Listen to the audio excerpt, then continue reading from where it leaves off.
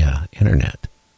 It does. It even tells you some of that stuff. It tells you, look, you better see it now, screenshot it now, or whatever you got to do, because they'll take it down, or they'll put I forget the word for it, but a previous where it was an unfrozen picture where you're looking at it in the same area, but it's an older picture. You're not seeing true to what it really is in real life, and that's a shame, because that just tells you that they're trying to hide something. There's things that they want to hide, obviously. Well, yeah, and I think that is controlled by the government. You know, we got these big, huge buildings, right? And you have these people who monitor the internet like you wouldn't believe. So then, you know, if people are typing on their computer, right? Antarctica, caves, Antarctica, you know, this, that, right? It flags it. Yeah. So yeah, keywords. So, you know, and what happens at that point, okay, well, hey, guess what? Google is captured this image. Well, they make sure that's blocked out. They have the ability to do it. So next time you go on it to look at it, to show your friend or email it to somebody or put it up on your media, you can't find it. It's gone. No, I'm curious, that picture you put up, it looked like the foundation of the castle, if that's still up there, or if it's even showing even more, if it's melted even more. You know, I'm curious if you can even find it again. Well, I tried finding it the other day and I couldn't. Uh-oh. See? Yeah. And that's like that stair that I seen on there with the pillars. I wonder if I'm going to have to check into that tomorrow if I can think of it. But yeah, things that they're there today, gone tomorrow. That's been going on for the last couple of years, I've noticed. Oh yeah. And she was talking about, you know, Planet X.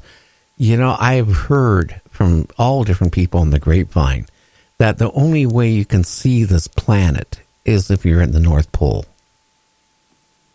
I thought it was South Pole. Okay, South Pole. I'm sorry. I get my North and South mixed. Yeah. That, you know, but who's going to be in the South Pole, you know, with a telescope looking for this? But I know we do have outposts that do it, but we're not going to see it. And you know, that's the least populated continent or land around the South Pole. So, I mean, that's what. And if it's not a planet, it's intelligent ship or something, that would be the way to approach it. But if it is a planet that comes in every so often, it's going to cause havoc for sure. Oh, maybe that's the reboot. Maybe that's like what she said, that the government official told her, just enjoy the time you're walking on the earth now. Don't worry about it. Because you can't change. Seriously, if something bad was going to happen, can I change it? Can you change it? Can the guy down the street change it? Can Washington, D.C. change it? Can Moscow change it? I don't think so. We can't even deflect a real big asteroid. How the heck are we going to deflect a big planet? I don't think so. Well, yeah, that big planet is huge.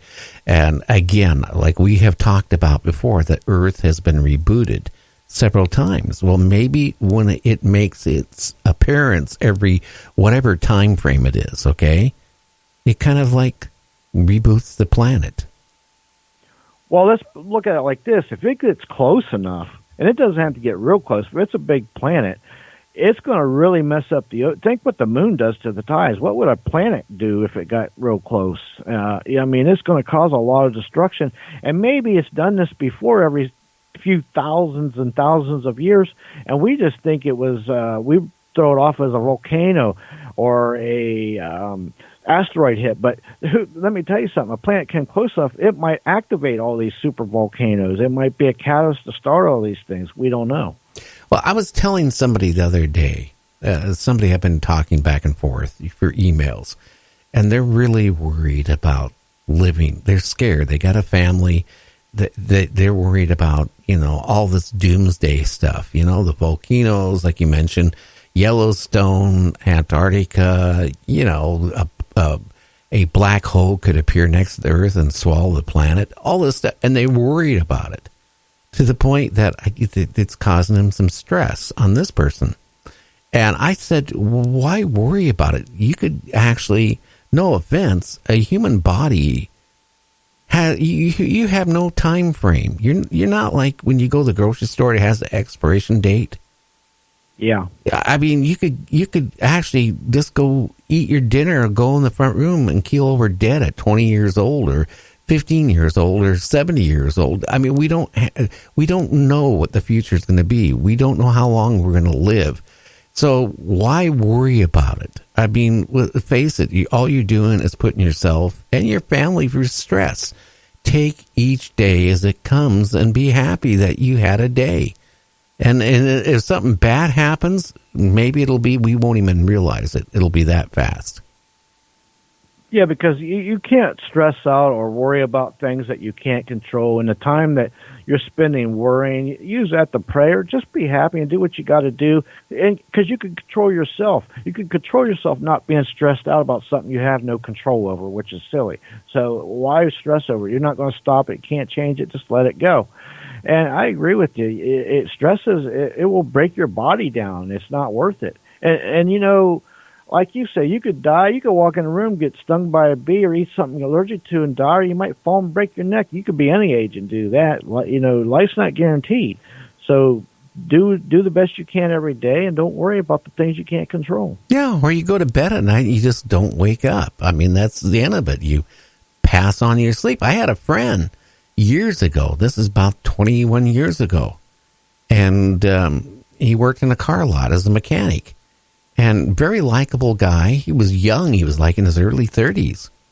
And he did not eat right, I will say that. He went to use the bathroom. And I know the owner of the car lot real well. Or I did. He's no longer with us either. But he said that after about a half an hour, they got concerned. And then they finally went in there and he died, in the bathroom. Yeah, you never know. I mean, 10 years ago, I was golfing with a buddy of mine, and 2 days later, he just keeled over dead, and he's younger than me. And that was 10 years ago even. He was probably in his late 30s. So you never know, just try to be the best person you can be. Don't stress out, and just be the best person you can be and control yourself. And don't stress out about things you can't control. It's going to happen either way. So well, we have no control if an asteroid is going to hit Earth. We have no control. Well, we do have control about Antarctica, but I think it's to the point now where I think I don't know. Yeah, I don't know. I think what's going to happen is our Earth cycles of spring, summer, winter is going to kind of change. I think we're going to go into extremes. I think we're going to have extreme hot summers.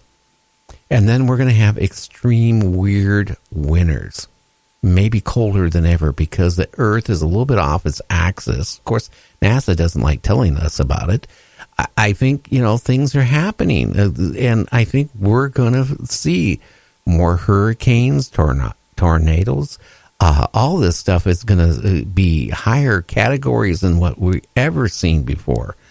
And it's just going to happen to whatever. I mean, we've drained a lot of blood from our planet, and now we're going to pay the price. Oh, yeah. Well, I reported on the magnetic field just a few days ago how over the last 10 years, it's cranked up so fast, it's moving it's 30 miles a year now. It's moving toward Russia, where it used to be just a few miles a year. It was up to a couple of years ago, moving maybe 3 feet a year. Yet now it's 30 miles a year. I mean, that's a rapid change. I mean, think about that. And so that's going to throw off the equilibrium of the Earth just big time. And I can tell you just from where I live in the Midwest over the last 5 to 7 years, the weather's changed so much here that it's off by about a month. In other words, proven. Look at October. October was really like September. And it's like throwing our seasons off a month, but yet we're still in the same seasons, but we're off like a month, which is weird. Like our spring, usually, second week in April, we're full leaves or all out, and not this year. It's later. It's moved back. And the same thing with winter. Fall don't even come till about a month later, and spring don't come till a month later. Yeah, it's weird. Like I said, last year in April, we had a 91 degree day up here in the Seattle area. We broke all records. All over the world during the summer, they're saying that the temperature is breaking every record for heat. crazy. But now they're even saying this winter is going to be the coldest winter in history in our own planet, our own country here.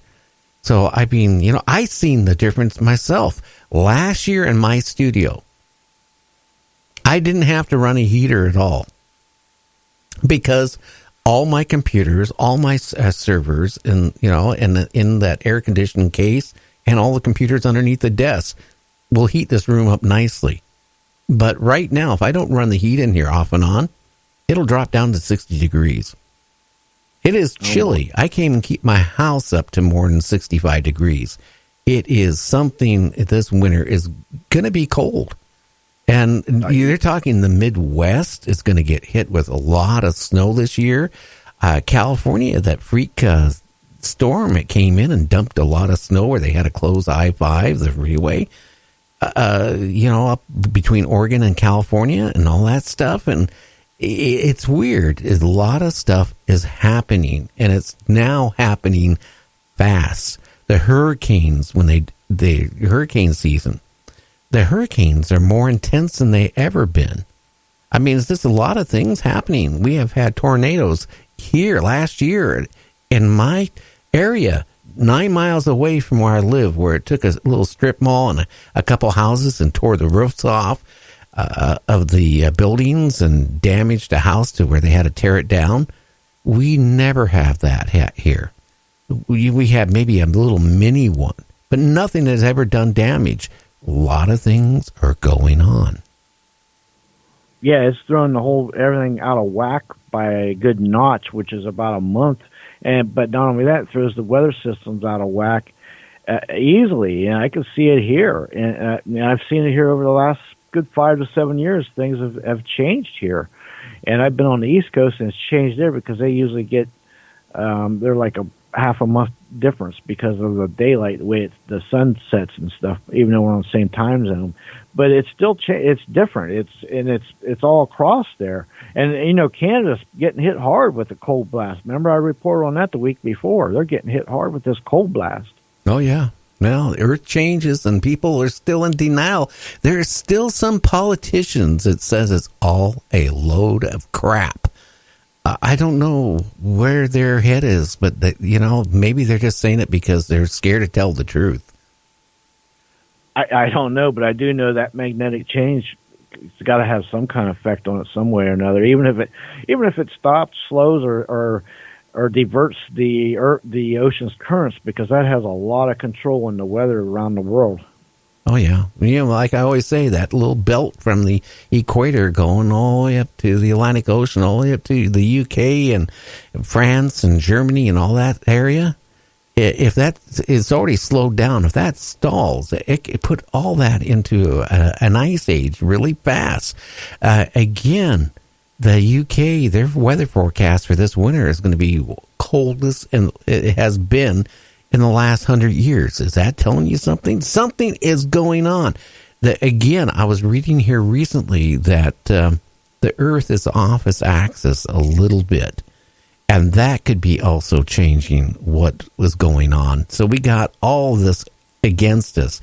If the Earth is not quite on its axis, we're off a degree or whatever, or two. We have the global warming going on. We have Antarctica dumping all this water in the ocean. It's affecting us. And you know what? We're going to pay the price for it. And we can be in denial. But you can blame your parents and their parents because we created a lot of this. They can say this is all nature. No.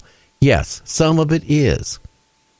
But some of it is our own doings. When you combine them together, you got one shit of a mess. You said it, not me, buddy. Well, guess what? It's time for break. And after break, we're going to have our guest on. We're going to be talking about her book and all that for the next hour. And then we'll have a half an hour to talk again. And we're going to also see about a quarter till. If, 9:15, if your phone internet drops out. Yeah, I know. TikTok, we'll see. I'm waging it will. Okay, well, we got to go. We'll be back.